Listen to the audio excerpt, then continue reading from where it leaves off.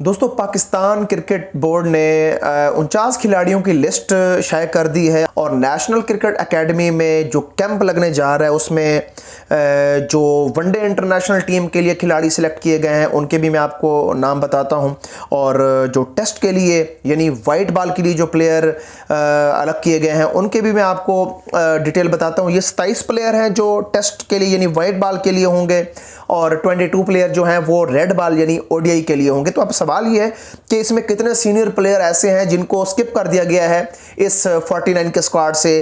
जो 3 माह ये कैंप रहेगा और उसके अंदर हमने 2027 के वर्ल्ड कप के लिए भी प्लेयर्स निकालने हैं, T20 के लिए भी प्लेयर्स निकालने हैं, टेस्ट के लिए भी हमने, जिस तरह हम सुन रहे हैं कि पीसीबी ने फैसला किया है कि मोहम्मद हफीज़ और यूनुस खान को टेस्ट के कोच के तौर पे रखा जाए और उनको लेके आ रहे हैं, उसकी जगह सरफराज अहमद को रिमूव करने का फैसला कर लिया गया है। तो सबसे पहली बात यह है कि कितने बड़े नाम हैं जो रिटेन कर पाएंगे जिन्होंने पीएसएल के अंदर अच्छे स्कोर किए हैं। ऑस्ट्रेलिया के दौरे के ऊपर भी आपने देखा जिन्होंने अच्छी कारकर्दगी की है, तो उनको भी शामिल करने का फैसला कर लिया गया है। तो ये बड़ा इंपॉर्टेंट 3 माह का कैंप होगा। इसके अंदर हम लोग देखेंगे कि कुछ नए प्लेयर भी आपको मिलेंगे, नए प्लेयर्स आ चुके हैं यहाँ पे, कुछ ऐसे प्लेयर भी हैं जो सीनियर्स हैं और लगातार टीम का हिस्सा रहे हैं लेकिन उनको 49 के स्क्वाड से बिल्कुल रिमूव कर दिया गया और उनका नाम यहाँ पे नहीं है। तो सबसे पहले मैं रेड बॉल का जो कैंप है 22 खिलाड़ियों के ऊपर मुश्तमिल है, इसकी मैं थोड़ी सी डिटेल आपके सामने रखता हूं।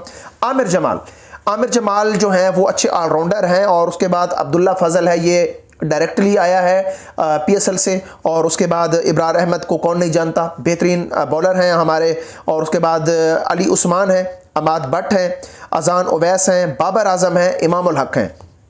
तो खुरम शहजाद हैं, मोहम्मद अब्बास, मोहम्मद अली, मोहम्मद रिजवान, मोहम्मद उवैस जफ़र और गाजी गौरी, ये सब जानते हैं कि रिसेंटली उन्होंने बहुत अच्छी कारकर्दगी की है ऑस्ट्रेलिया के ख़िलाफ़।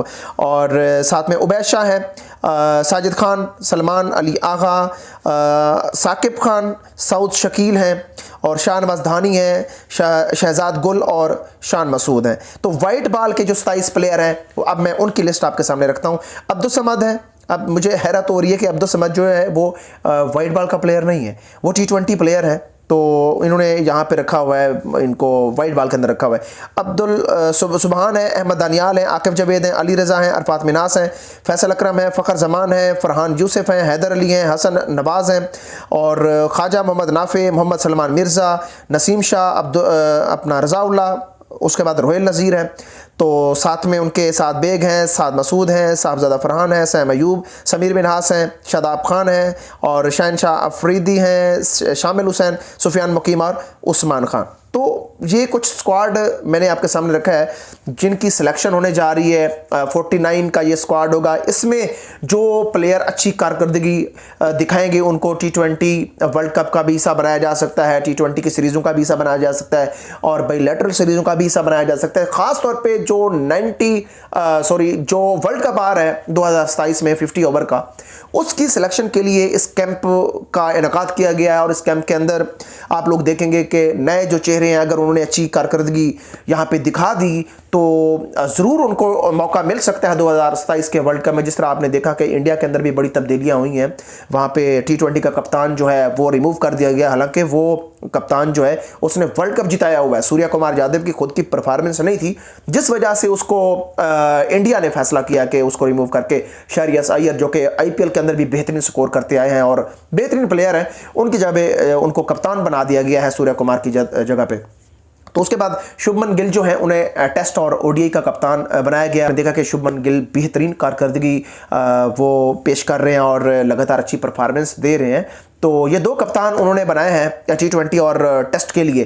तो मेरे ख्याल में अच्छा उनका कदम है वर्ल्ड कप को देखते हुए, और ख़ासतौर पे सूर्यवंशी जो कि टॉप स्कोरर रहा है PSL IPL के अंदर, तो उसको भी वो सिलेक्शन की तरफ लेके जा रहे हैं अपने T20 और ODI स्क्वाड के अंदर। सूर्यवंशी को भी जगह देने की मांग कर रहा है पूरा इंडिया। तो पाकिस्तान ने ये क्योंकि इस एरा में पाकिस्तान ने कोई भी वनडे T20 वगैरह नहीं खेलनी, तो ये काफ़ी लंबा टेन्योर है 90 दिन का, जिसके अंदर पाकिस्तान ने ये फैसला करना है कि वो इंग्लैंड और वेस्ट इंडीज़ के साथ जो हमारी टेस्ट सीरीज़ होनी है, बड़ी इंपॉर्टेंट टेस्ट सीरीज़ है, उसमें कौन कौन से प्लेयर वाइट बॉल से निकलेंगे। तो बाकी रही से जो कसर है वो आपने देखना है कि T20 वर्ल्ड कप तो अभी दूर है, लेकिन उससे पहले वनडे इंटरनेशनल का जो वर्ल्ड कप आना है 2027 में, उसके ऊपर सारी नज़रें होंगी।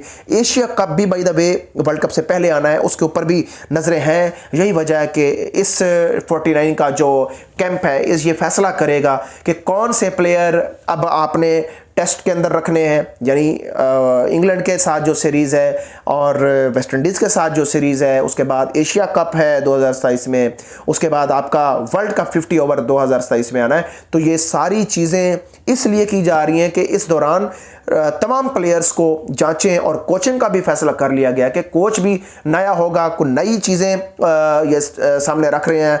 तो देखना ये है कि अब ये कितना पावरफुल ये कैंप आता है। इस कैंप में इन आउट होते रहेंगे, कुछ प्लेयर्स आएंगे, कुछ जाएंगे। तो मतलब ये कोई हतमी नहीं है कैंप के जिसके अंदर आप कह सकें कि भाई हमारा T20 वर्ल्ड कप का ये स्क्वाड होगा, हमारा ODI वर्ल्ड कप का ये स्क्वाड होगा, हमारा टेस्ट के लिए स्क्वाड ये होगा। तो ये सिर्फ परफॉर्मेंस बेस के ऊपर उन्होंने ये सारा कैंप सजाया है।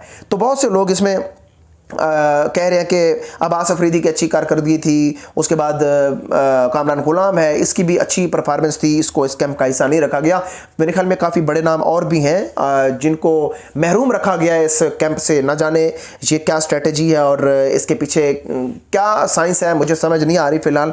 लेकिन ये है कि ये एक बेहतरीन मौका है यंग क्रिकेटर को अपनी सिलेक्शन की कन्फर्मेशन के लिए। ये जो कैंप है ये डिसाइड करेगा कि भाई कितने ऐसे हमारे यंग क्रिकेटर्स हैं जिनको काफ़ी अरसे के बाद ये मौका दिया जा रहा है, और कुछ तो मतलब डोमेस्टिक क्रिकेट खेल के आते थे, उनकी सिलेक्शन होती थी, कुछ PSL से आते थे, उसकी सिलेक्शन में यानी कि इंटरनेशनल क्रिकेट में चले जाते थे। अब ये फैसला कर लिया गया है कि 49 ये जो प्लेयर उन्होंने इकट्ठे किए हैं 22 ODI के लिए और 27 तकरीबन वाइट बॉल के लिए यानी टेस्ट के लिए, इन्होंने जो प्लेयर अलहदा किए हैं, अब ये डिसाइड करेंगे कि क्या वो एलिजिबल हैं T20 वर्ल्ड कप के लिए या टेस्ट के लिए या फिर ODI वर्ल्ड कप जो कि 2027 में होना है, और वो बाउंसी पिचों के ऊपर होगा और किस तरह की तैयारी होनी चाहिए। ये सारी चीज़ें इस कैंप के साथ डिसाइड हो जाएंगी। तो मेरे ख्याल में ये एक अच्छा फ़ैसला है।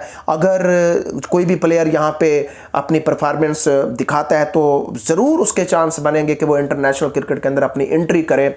और ये कैंप बहुत इंपॉर्टेंट है, इस कैंप के अंदर किसी किस्म की गुंजाइश नहीं है।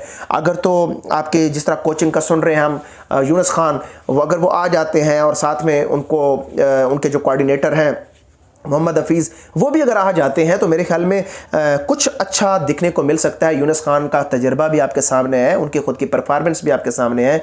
वो अफ़गानिस्तान के साथ जब अटैच थे तो कितना अच्छा उनका रिकॉर्ड रहा है उनके टेन्योर में। उसके बाद ज़ल्मी के साथ भी वो मेंटोर के तौर पे काम करते रहे हैं, काफ़ी अच्छी परफॉर्मेंस ज़ल्मी के साथ भी रही है उनकी। तो बाबर आजम की परफॉर्मेंस के ऊपर भी बड़ा एक सवाल है कि इस तरह की कंसिस्टेंसी वो आगे लेकर जाते हैं वर्ल्ड कप के अंदर। तो बहरहाल स्पोर्ट्स मंच हमारे चैनल का नाम है, आपने इसको लाजमी सब्सक्राइब करना है, बेल आइकन आपने लाजमी प्रेस करना है।